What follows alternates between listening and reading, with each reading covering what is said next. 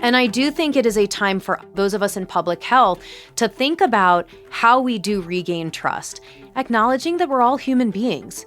We are all navigating uncertainty. We may experience different aspects of uncertainty in our own personal lives, but my goal is to just help as much as I can. I want you to know that I have your back.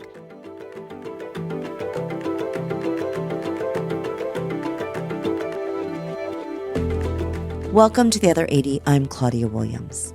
In the last episode with Abe Sutton, we asked, what does it take to make major policy changes actually work? And Abe was clear. He wants federal policymakers to make bigger and bolder bets. Now we turn to a state, Maryland, that has made and continues to make famously big health policy moves. In this conversation, recorded live at Aspen Ideas Health, we hear from Maryland Secretary of Health, Meena Seshamani. She reminds us that engagement, alignment, and phasing are what turn big policy into actual impact. So please welcome Meena Seshamani to The Other 80.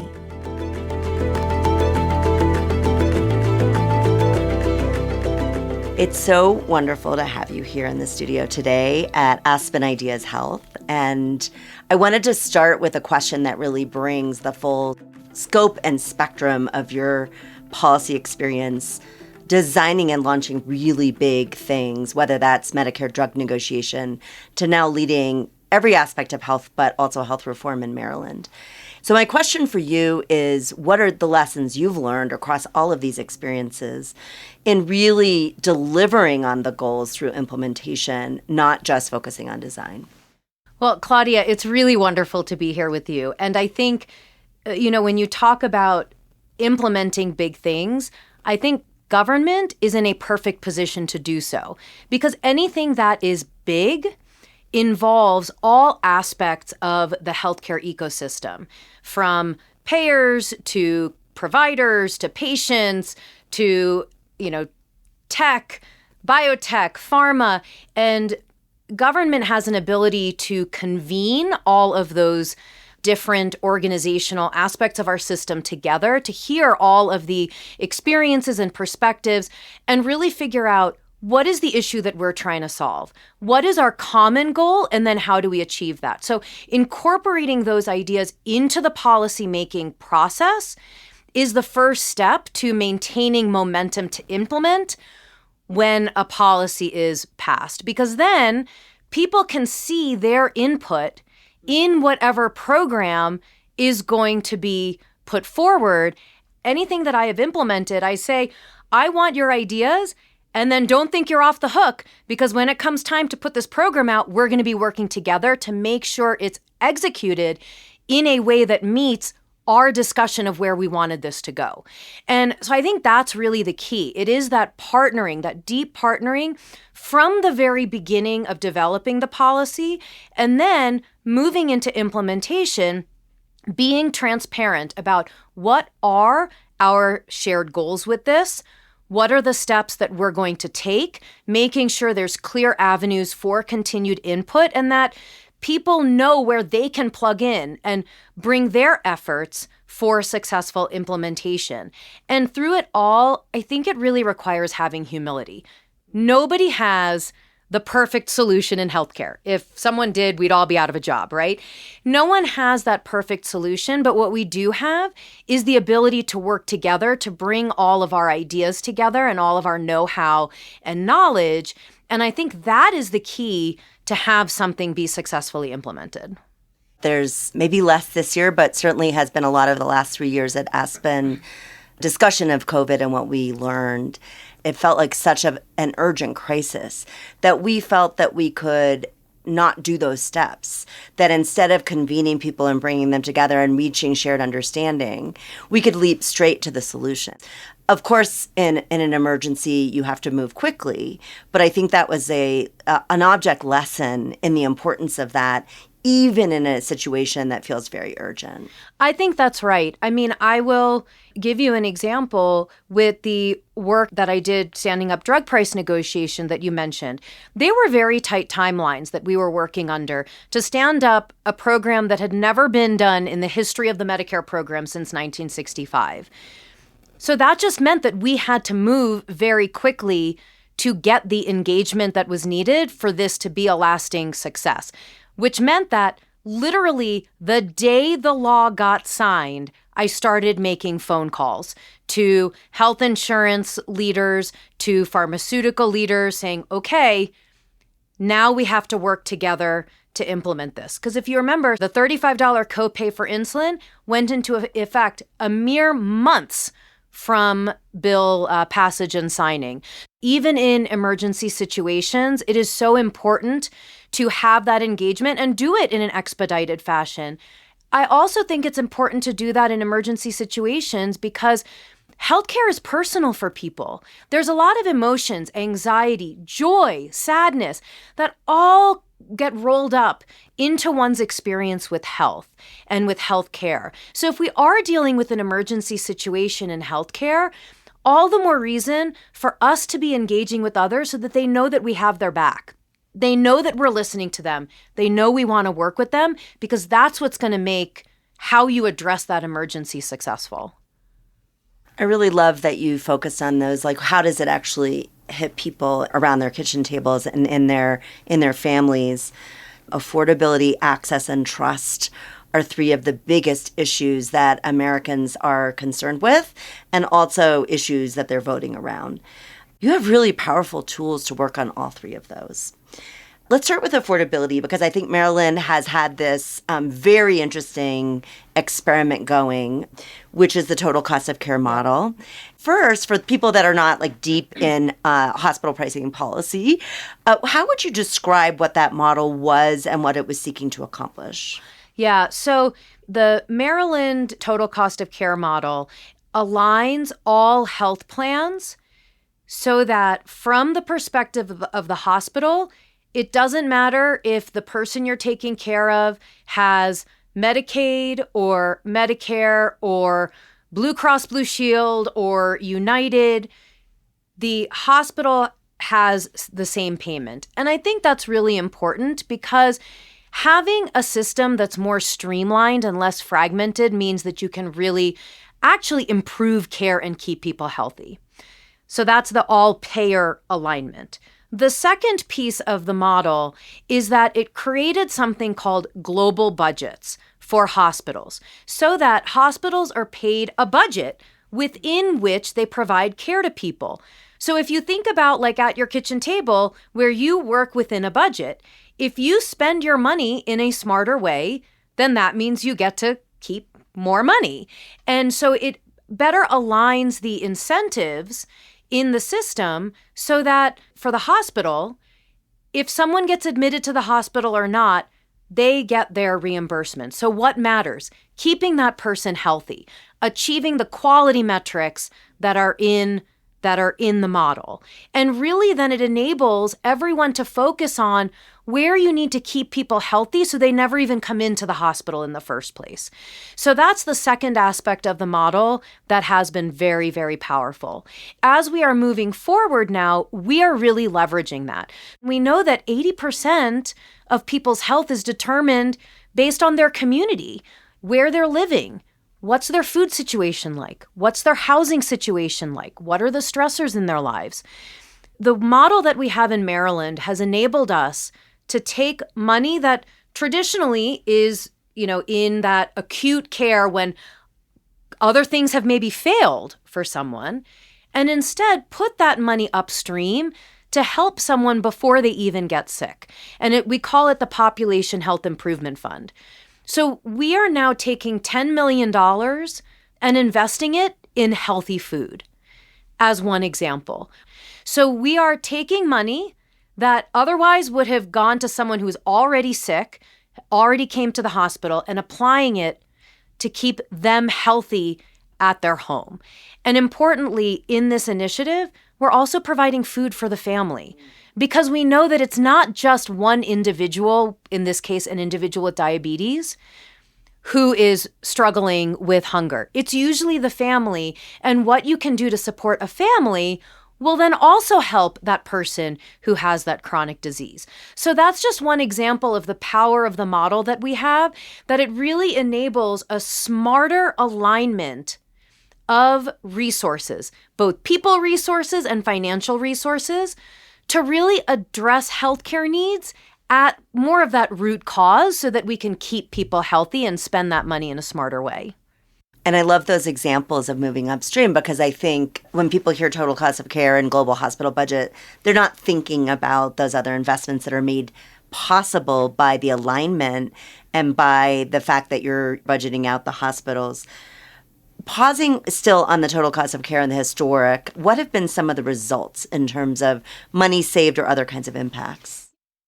Importantly, when you have alignment across all health insurance plans, it means that if you are saving money, you're saving money for everyone, right? That classic, analogy that if you squeeze one end of the balloon, the other end of the balloon would open.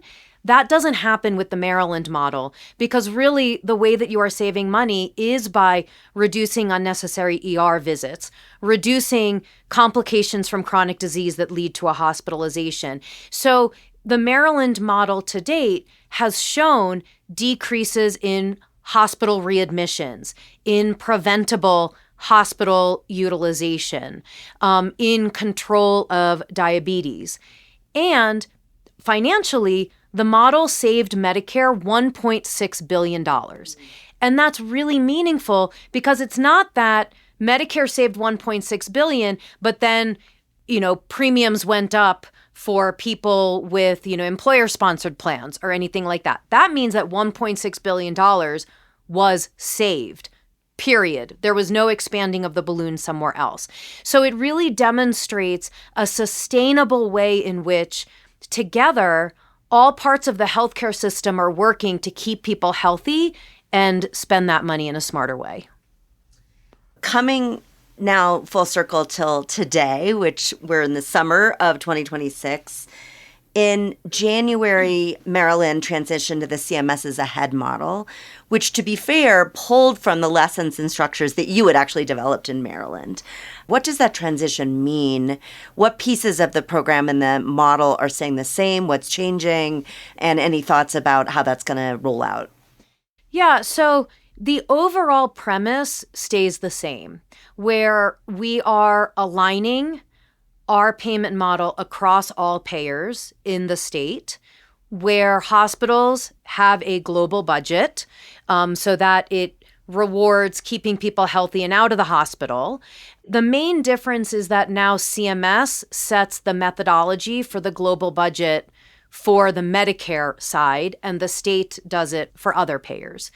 There is still a very strong focus on population health. We have a population health accountability plan as part of this model on things like follow-up after behavioral health hospitalizations, control of diabetes, control of high blood pressure. So those are some of the features of the program.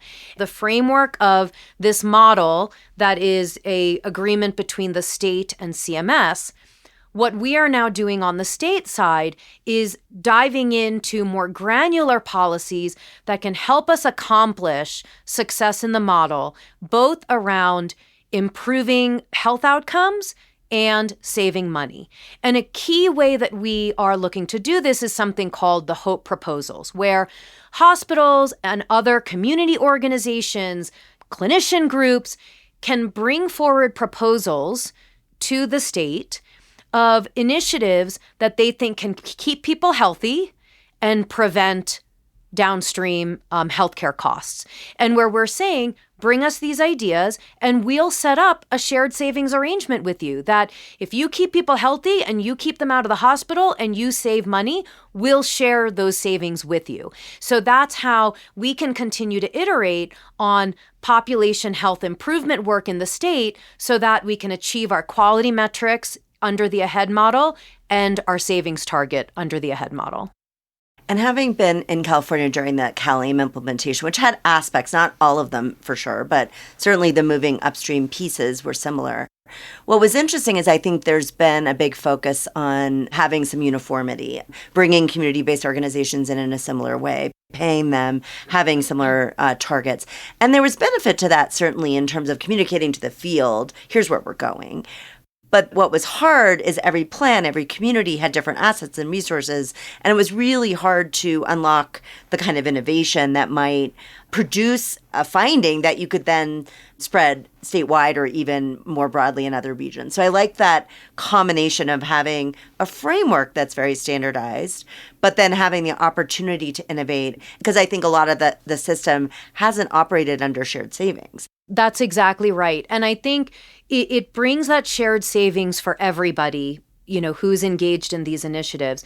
And you really hit the nail on the head on achieving that balance between you want to have alignment so that you can scale ideas, you can see what works, but you also need to allow for flexibility for different communities. And that's exactly the type of balance that we are seeking to achieve.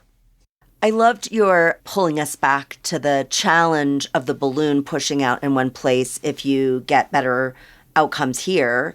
And often we call that a cost shift, right? And we've seen that a lot in states where Medicaid is paying a very low rate and commercial often picks up the difference. In this new structure where you're not going to have all of the levers, where CMS will have the Medicare lever, what are structural ways in which you can assure that balloon bulging doesn't happen as you move forward? Yeah, I'm glad you raised that. So we actually created a multi-agency working group to work through exactly some of these kinds of questions and issues where we were looking at, okay, is there some cost shifting that would enable, the entire system to continue to work well, where we are looking at questions that methodology comes up around Medicare Advantage and how Medicare Advantage is supported in the state. The issue of primary care investment, that was another topic that the multi-agency, with all of our stakeholders, right? So that we're hearing from hospitals and health plans and patients and thought leaders and, employers and everyone in between. Having that kind of a work group enables dialogue to see how can we have methodical adjustments so that you don't have disruption that leads to one part of the system falling through, in response to another part, but to be able to think about policy changes holistically. I come to this conversation having spent many years in the health information exchange space. Maryland was always a state we held up, not just because of their just general progress in that space, but because of the strong linkage between this infrastructure and the policy goals, where I would talk to the folks at CRISP, which is your HIE, and say, how are you enabling that? And they'd say, oh, yeah, we're collecting the data that then goes into the risk adjustment formula that goes into total cost of care. And I just love the way the things were knitted together. Talk a little bit more about what kind of infrastructure, it could be HIE, it could be other things, governance, data sharing really is required to make these kinds of all-in policies work in the state. I do think it is having a data lake, if you will, that is bringing together information from all aspects of someone's healthcare experience and then bringing it to clinicians and other healthcare providers real time. Through the HIE, as a clinician, you can see when your patient got admitted to another hospital, right? And you can access those records to be able to figure out what you need to do then, for example, in follow-up. Having that data available and then having it be pulled in an actionable way to the point of care has been very important and is something that CRISP, does very well and we continue to look at. That's kind of from the kind of clinician side of it. I think the other side of it is from the patient side of it, where, to give one example, we are now implementing HR1, the Medicaid changes that are coming from the federal government.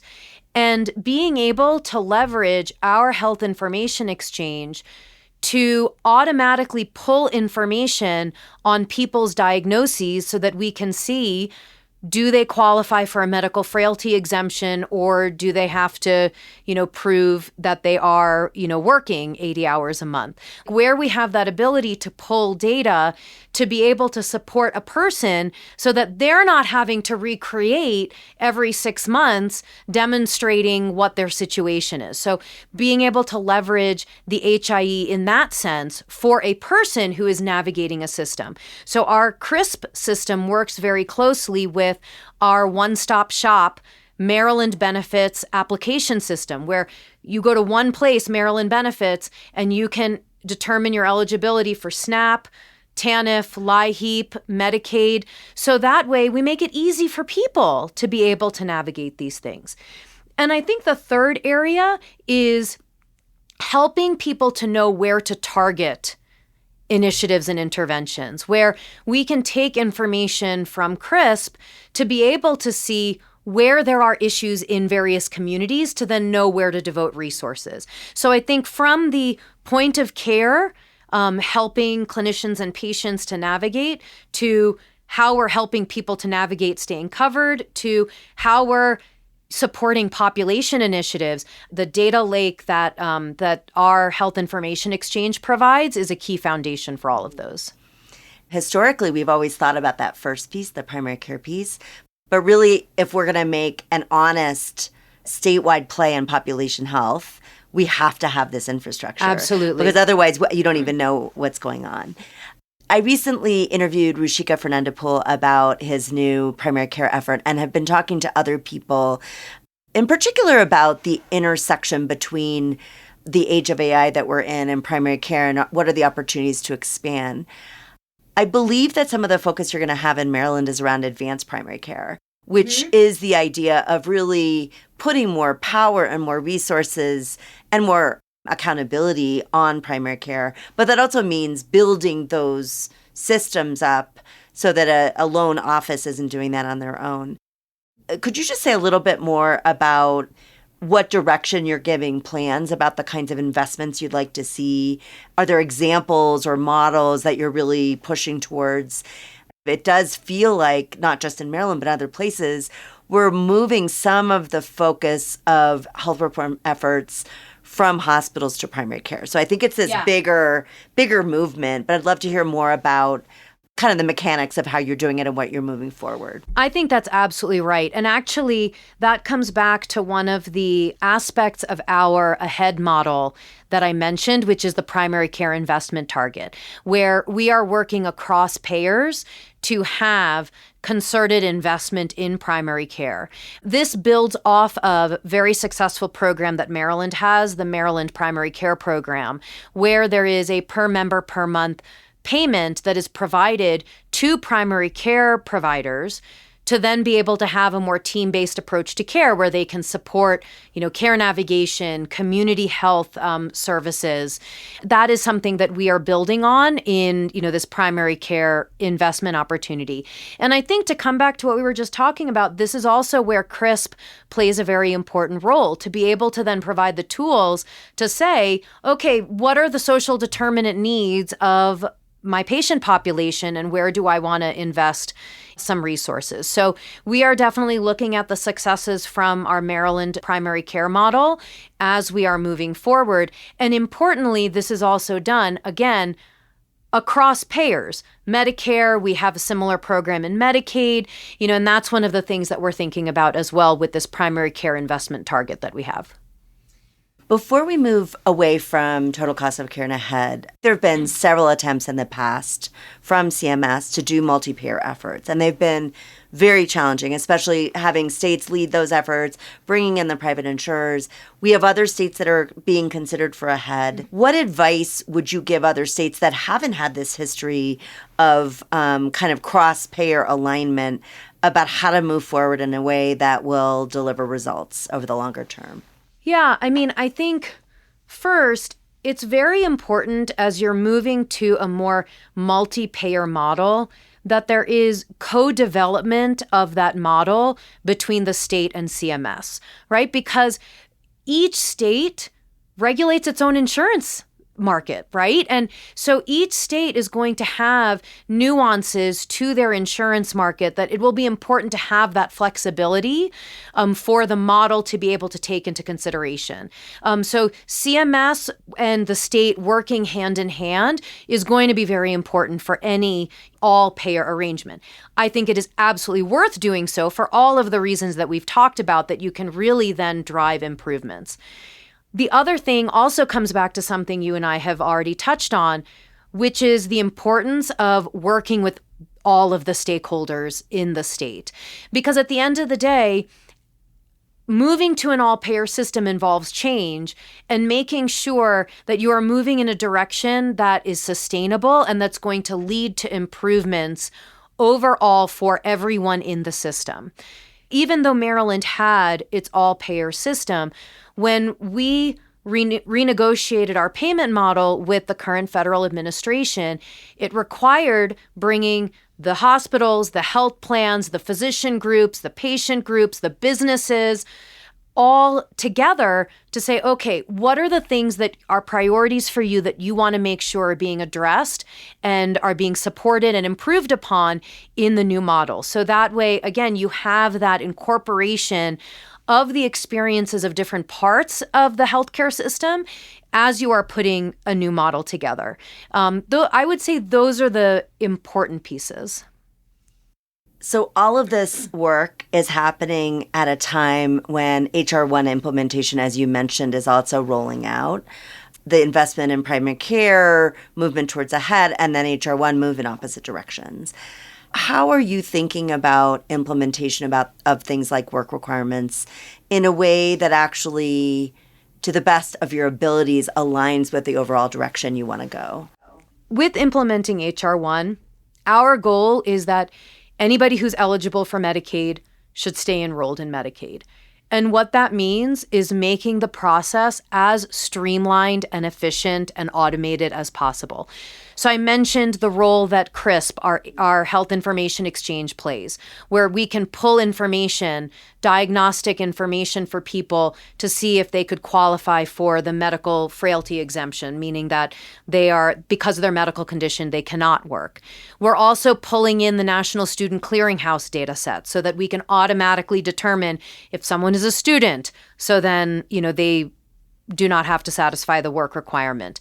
Automatically pulling in wage data so that as much as possible, we can automate how this, redetermination is done so that everyone who's eligible can stay enrolled. The other piece of it, of course, is to identify workforce opportunities. So for example, we are leveraging our rural health funding that we're getting from the federal government to create apprenticeship programs, earn to learn, as we call it, where we can train people to be peer recovery coaches, community health workers, care navigators. That is going to happen in rural areas, which have a much higher proportion of Medicaid beneficiaries. So that way, for people who do need to engage more in the workforce, we also want to provide those workforce opportunities for them. And in doing so, can really address an issue of workforce shortages that are in our rural areas. So really thinking about how can you maximize opportunities for continued improvement in the face of potential, Medicaid cuts or loss of coverage. We are definitely going to do everything we can to keep everyone who's eligible enrolled and work to our utmost to have outreach with people to help them navigate these changes, and it requires that partnership with our providers, with our health plans, with community organizations. It's nothing that any one organization can do alone.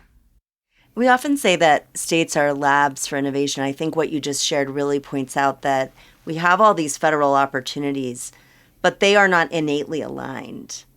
And sometimes they're actually at cross purposes.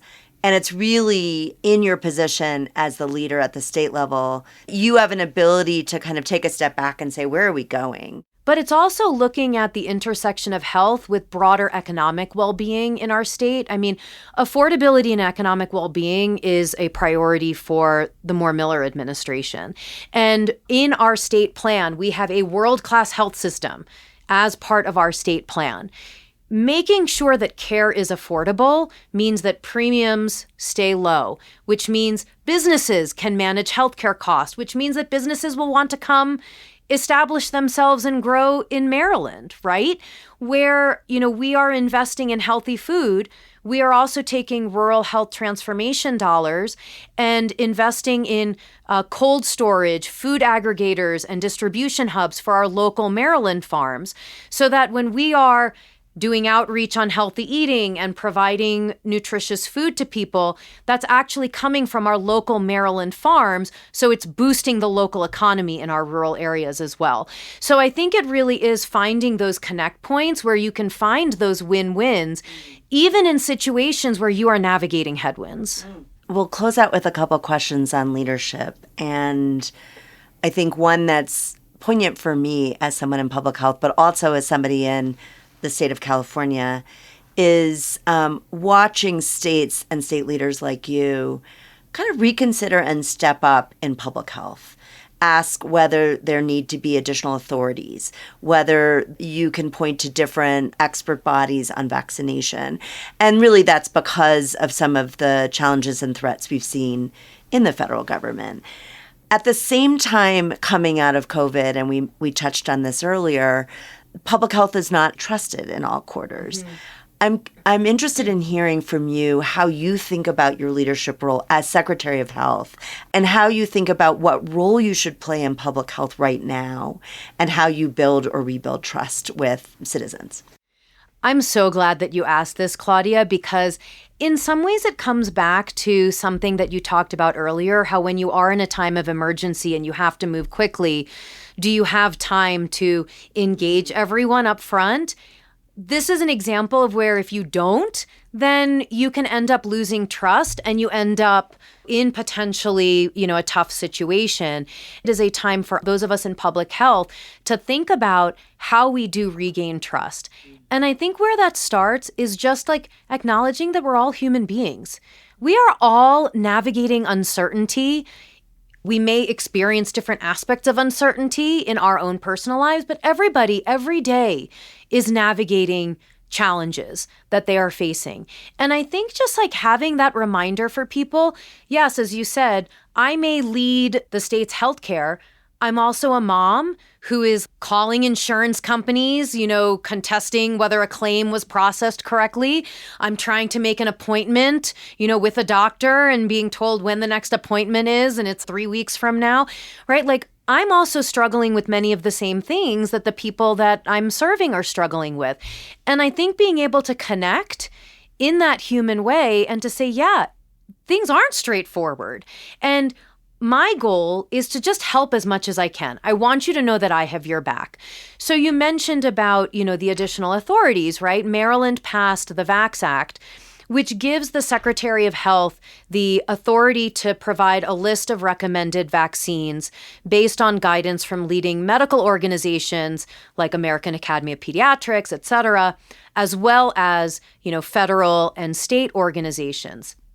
The main reason why that is important is because as people are talking with their healthcare provider about, what they want to do, they should have all of the information available. And I want the state of Maryland to be a trusted source for them. And by making those recommendations, then the health plans in Maryland have to cover those vaccines at no cost. Because how horrible would it be if somebody goes to their doctor like, okay, I want to get this vaccine, and then are told, well, that's going to cost you, $200 because your health insurance plan doesn't cover it. So a lot of this is really about how do we just enable people to be able to make the decisions for their health, and how do we address issues of confusion, anxiety, miscommunication, and also financial barriers to enable that to happen. That's an amazing place to wrap up, and just such a pleasure to talk with you. I love living in California, but you almost made me want to move to Maryland. Come anytime. All right, thanks for coming. Thank you.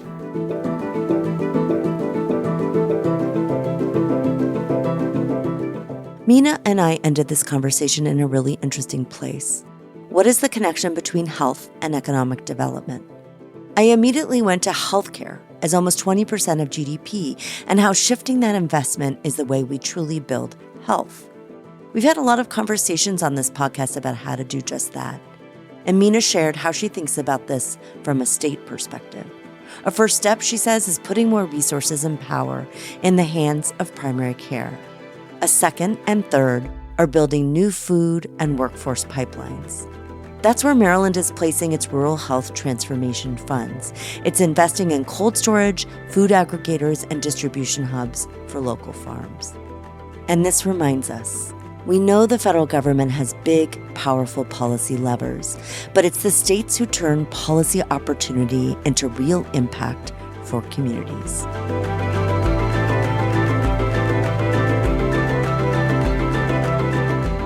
This podcast was created by me, Claudia Williams. My podcast producer is Avery Moore-Kloss. Check out the show notes for more information on Meena Seshamani and her work in Maryland. There's more information on my background, this podcast, and our guests on our website, www.theother80.com. Until next time, I'm Claudia Williams.